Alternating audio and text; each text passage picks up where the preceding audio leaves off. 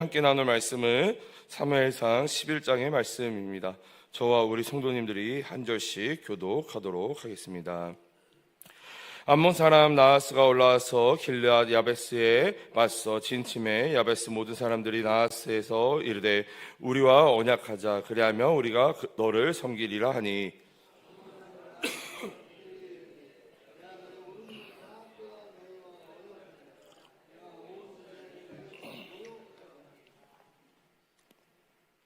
야베스 장로들이 그에게 이르되 우리에게 이랫동안 말미를 주어 우리가 이스라엘의 온 지역에 전령들을 보내게 하라.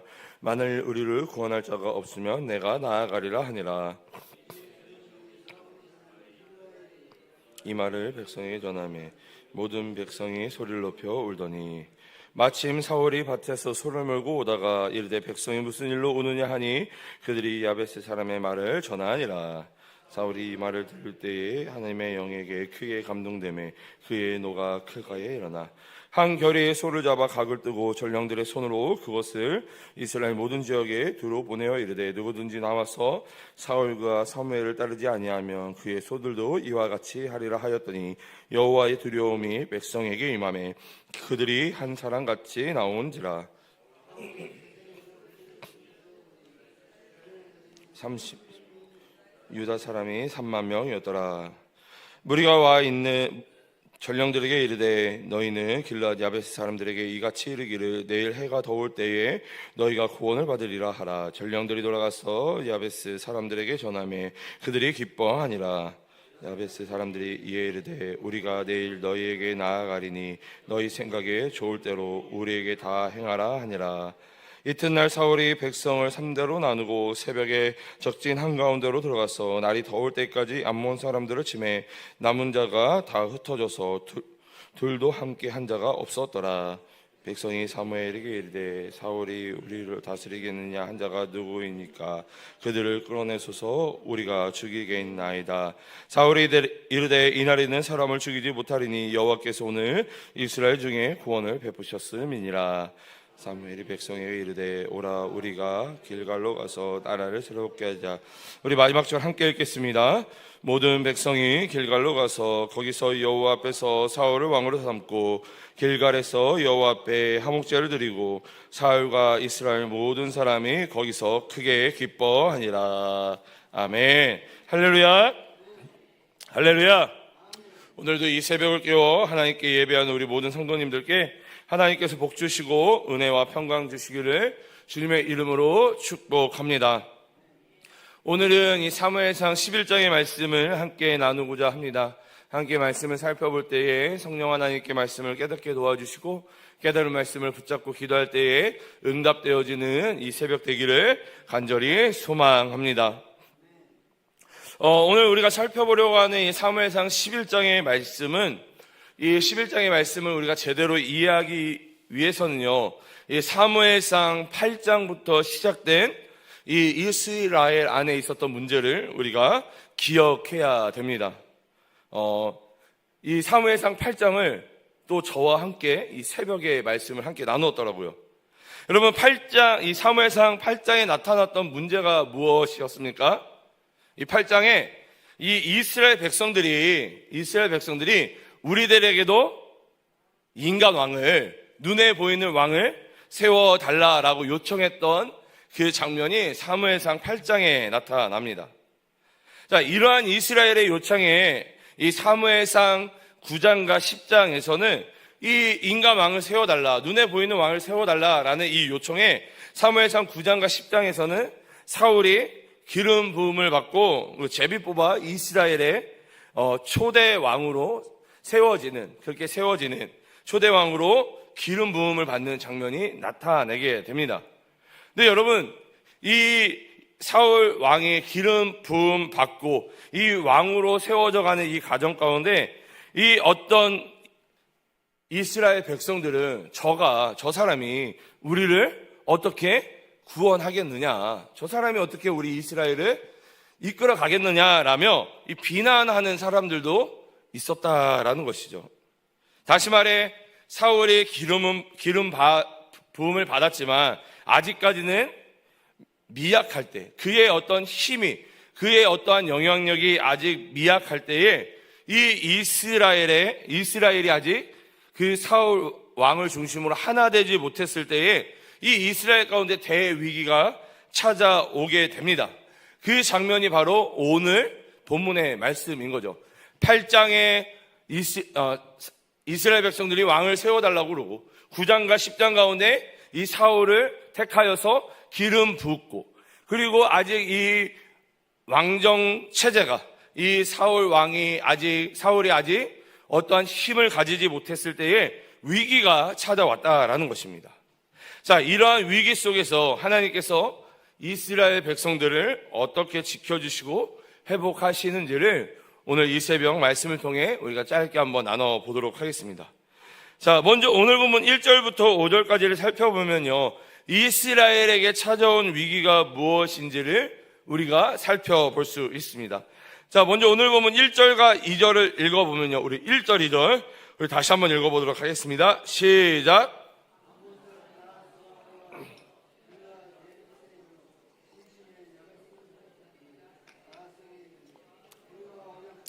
그리하며 우리가 너를 섬기리라 하니 암몬 사람 나하스가 그들에게 이르되 내가 너희 오른 눈을 다 빼어 내어야 너희와 언약하리라. 내가 온 이스라엘을 이같이 모욕하리라. 여러분, 지금 이 길르앗 야베스 주민들은 이 암몬 왕 나하스가 이 압도적인 군사력으로 쳐들어오자 지금 이 평화 조약을 맺고자 했습니다. 우리와 조약을 맺어서 서로 전쟁하지 맙시다. 서로 피 보지 맙시다. 이렇게 지금 이 길르앗 야베스 주민들이 암몬 왕 나하스에게 요청하고 있는 것이죠. 자, 그러나 이 나하스는요, 잔혹하고 수치스러운 조건을 내겁니다. 그래, 내가 너희와 조약을 맺겠다, 약속을 하겠다, 너희를 치지 않겠다. 그러면서 내건 조건이 무엇입니까? 그 잔혹하고 수치스러운 조건이 무엇입니까? 그렇죠. 오른쪽 눈을 다 빼면, 너희가 오른쪽 눈을 다 빼면 내가 너희를 치지 않겠다라고 이야기하고 있는 것입니다. 근데 여러분, 이 고대 사회에서 이 오른쪽 눈을 뺀다는 것은요, 군사력을 완전히 빼앗기는 이 평생 굴욕과 수치를 주겠다라는 의미입니다. 자, 오른쪽 눈을 빼버리게 되면요, 전쟁을 제대로 할 수 있을까요, 없을까요? 예, 거리감을 잃어버리기 때문에, 그러니까 왼쪽 눈으로 볼 수 있지만 거리감을 잃어버리기 때문에 여러분, 전쟁을 할 수가 없다라는 거예요. 그래서 오른쪽 눈을 다 빼어야 내가 너희를 치지 않겠다, 너희와 약속하겠다라는 것은 평생 너희들의 군사력을 다 빼앗고 그 수치를 너희에게 주겠다라고 이야기하는 것입니다. 다시 말해, 너희랑 조약 맺지 않겠다, 너희를 다 죽이겠다라는 이야기인 것이죠. 이러한 굴욕과 수치를 이 길르앗 야베스 주민들이 당했음에도 불구하고 할 수 있는 것이 아무것도 없는 상황, 이 대위기의 상황이 바로 오늘 본문의 이야기입니다. 여러분, 이 길르앗 야베스 이 주민들의 상황이 여러분, 하나님을 떠난 세상의 위협과 수치 앞에 무기력하게 무너지는 인생의 단면을 보여주고 있다라는 것이죠. 하나님을 떠나면 어떻게 되는지, 하나님이 아니라 다른 것들을 섬기고 다른 것들을 의지하면 어떻게 되는지를 보여주는 인생의 단면이 바로 지금 이 나하스 앞에, 그 위협 앞에 떨고 있는 길르앗 야베스의 모습이 우리의 모습과 마찬가지이다라는 것입니다. 여러분, 이 세상의 세력은요, 세상의 권력은, 세상의 힘은 우리를 완전히 망하게 하기 전까지 끊임없이 우리의 눈을 가리고 영적 시력을 빼앗아 평생 수치와 종로로 속에 살게 만들려고 한다라는 것입니다. 세상은요, 우리에게 뭔가를 주는 것이 아니라 우리에게서 무언가를 계속해서 빼앗고 결국엔 세상 속에서 그들의 종로로 타도록, 그들의 노예로 살아가도록 한다라는 것입니다. 그래서 우리가 하나님을 버려서는 안 되고 하나님을 떠나서도 안 되고 무엇보다도 우리가 그 영적인 시력을, 영적인 믿음을 우리가 잃어버려서는 안 된다라는 것입니다. 자, 계속해서 오늘 본문 6절부터 11절까지를 살펴보면요, 이스라엘이 당한 이 굴욕과 수치로 말미암아 하나님께서 하나 되게 하시는 성령의 역사가 나타납니다. 지금 이 길르앗 야베스 가운데 엄청난 대위기가 찾아왔잖아요. 멸절될 수도 있는, 전멸될 수도 있는, 사라질 수도 있는 그 대위기 속에 하나님이 어떻게 이들을 인도하시고 또한 성령의 역사 가운데 어떻게 하나 되게 하시는지를 좀 살펴보도록 하겠습니다. 자, 오늘 보면 6절을 읽어보면요, 우리 6절 함께 읽어보도록 하겠습니다. 시작.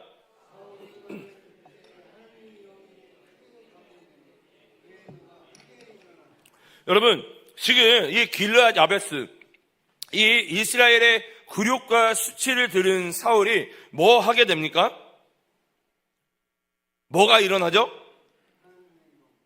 예, 뭐가 일어나니까 분노가 일어났다라고 이야기를 합니다. 이 사울이 지금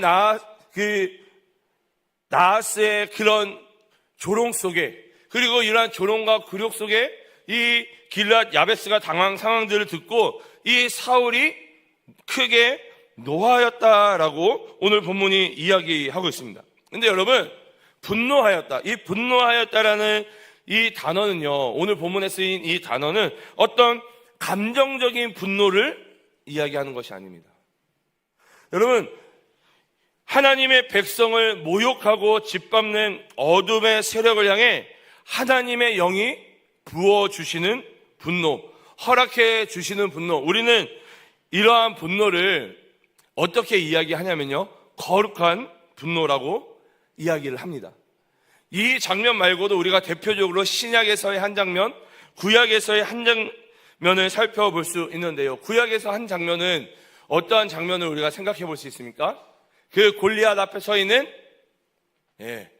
다윗, 하나님의 나라와 하나님의 이름을 망령되이 일컫는 저 골리앗을 향해 그 마음속에 분노가 일어나서 골리앗과 대적하려고 하는 그 다윗의 분노, 우리는 이것을 거룩한 분노라고 하죠. 왜요? 하나님의 나라와 하나님의 이름이 망령되이 일컫고 있기 때문에. 또 신약에서 우리가 살펴볼 수 있는 거룩한 분노의 한 장면은 어디입니까? 바로 성전을 정결하게 하시는 예수님의 모습을 통해서 거룩한 분노를 우리가 살펴볼 수 있다는 것이죠. 여러분, 예수님이요, 감정이 상해서 전문적인 용어로 삔또상해가지고 여러분, 그 성전을 분노 가운데 뒤집어 엎으신 것이 아니다라는 것이죠. 왜요? 하나님의 집이, 하나님이 거하시는 성전이, 기도하는 그 만민의 집이 상인들로 인해서, 장사하는 사람들로 인해서, 세상의 재물로 인해서 더럽혀지니 예수님께서 분노하셔서 성전을 정결케 하신 것입니다. 그래서 우리는 이러한 분노, 하나님이 주시는 분노, 성령이 부어주시는 분노를 우리는 거룩한 분노다라고 이야기를 합니다. 거룩한 분노는 자신의 어떠한 감정 때문에 일어나는 것이 아니라 하나님의 나라와 영광이 굴욕과 모욕을 당했을 때 나타나는 분노인 것이죠.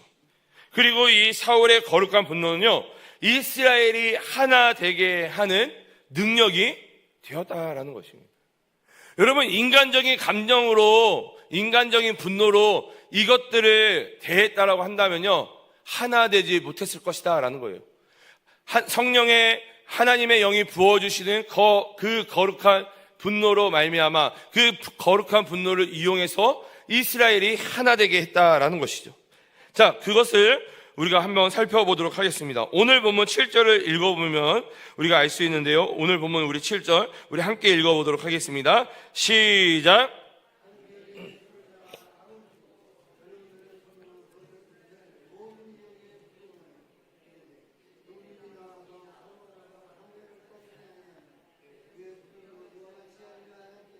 여호와의 두려움이 백성에게 임하매 그들이 한 사람같이 나온지라. 아멘. 여러분, 이 나하스의 이 위협 앞에 이스라엘 백성들이요 두려움에 떨고 있고 막 사분오열되고 있을 때에 이 사울이 거룩한 분노에 휩싸여서 이 이스라엘 전 지역에 전령들을 보냅니다. 그리고 그 전령들을 통해 흩어지고 분열되었던 이 이스라엘의 33만 명의 백성들이 한 사람처럼 모여들었다라고 이야기를 하고 있는 거예요. 지금 우리가 읽었던 7절에 사울이 거룩한 분노 가운데 전령들을 보내는 장면이 나와 있고, 그리고 8절에 보면 8절에 이스라엘 자손이 30만, 유다가 3만 해가지고 33만 명이 모였다라는 것이죠. 여러분, 이렇게 할 수 있었던 이유는 사울의 지략이나 능력이 만든 결과가 아니다라는 것입니다. 성령께서 사울에게 거룩한 분노를 허락해 주시고, 그리고 성령께서 이스라엘 백성들 가운데 임하셨을 때 일어난 거룩한 연합이었다라는 것입니다. 그리고 결국 어떻게 됩니까? 사울과 백성들은 새벽에 이 암몬 진영을 기습하여 대승을 거두게 되었다라는 것이죠. 이 하나님의 나라와 영광이 모욕과 굴욕과 수치를 당했을 때 그 거룩한 분노로 말미암아 거룩한 연합을 이루어 승리하게 되었다라는 것이죠. 자, 그러면 이제 마지막으로 오늘 보면 12절부터 15절까지를 살펴보면 이 거룩한 분노 가운데 거룩한 연합으로 승리하게 된 이 승리하게 된 이스라엘이 원수까지 품는 보복 없는 그 완벽한 승리가 12절부터 15절까지 기록되어져 있습니다. 여러분, 적을 다 죽이는 승리가요, 완벽한 승리가 아니라 그 원수를 품어주는 승리, 원수까지도 품어주는 승리가 완벽한 승리이다라고 오늘 본문이 이야기하고 있는 것입니다. 자, 그것들을 우리가 12절, 13절을 살펴보면 알 수 있는데요. 우리 12절과 13절 우리 함께 읽어보도록 하겠습니다. 시작.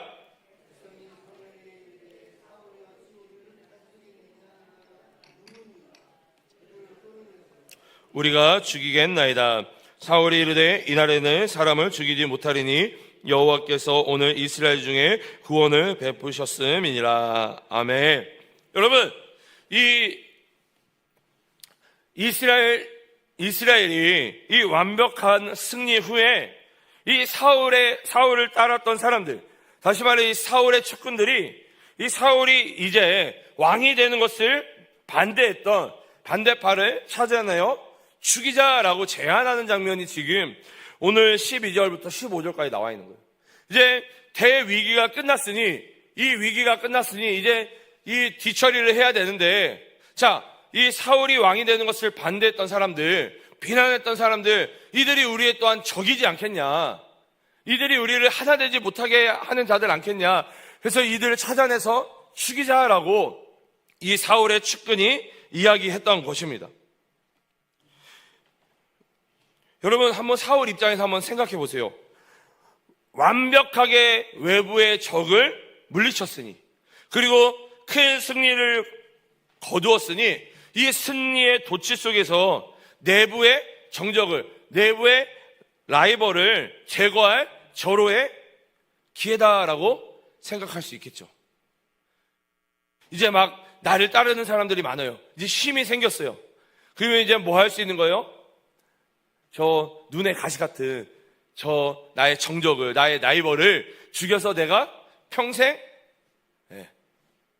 왕으로 내가 원하는 대로 살아갈 수 있다. 여러분, 사울이 그렇게 생각하고 그렇게 할 수도 있지 않겠습니까? 자, 그러나 사울은 이 자신의 어떠한 왕권, 어떤 자신의 권력을, 자신의 힘을 공고하게 하기 위해서 보복하지 않았다라는 거예요. 복수하지 않았다라는 것입니다. 사울은 이 승리의 영광을 자신이 취하지 않고 여호와께서 구원을 베푸셨다라며 그 승리를 하나님께 돌리고 있었다라는 것이죠. 이에 사무엘은 온 백성을 길갈로 불러 모읍니다. 여러분, 이 길갈은 상징적인 의미가 있는데요. 과거 이스라엘 백성들이 요단강을 건너고 할례를 행하고 애굽의 수치를 굴러보내었던 회복의 장소가 바로 길갈입니다. 그래서 이 사무엘은 길갈에서 우리가 모이자, 그리고 그 길갈에서 하나님 앞에서 화목제를 드리고 비로소 마음을 하나로 모아 사울을 완전한 왕으로 세우며 크게 기뻐하는 장면이 오늘 본문 마지막에 나타나 있는 모습입니다. 우리 주 안에서 사랑하는 동관교회 성도 여러분, 이 사무엘상 11장이 시작할 때는 어떠한 분위기로 시작이 되었습니까? 이 사무엘상 11장이 시작될 때는 어떠한 상황과 환경 가운데 시작되었습니까? 위협과 무기력과 그리고 하나 되지 못한 분열의 모습으로 시작이 되었습니다.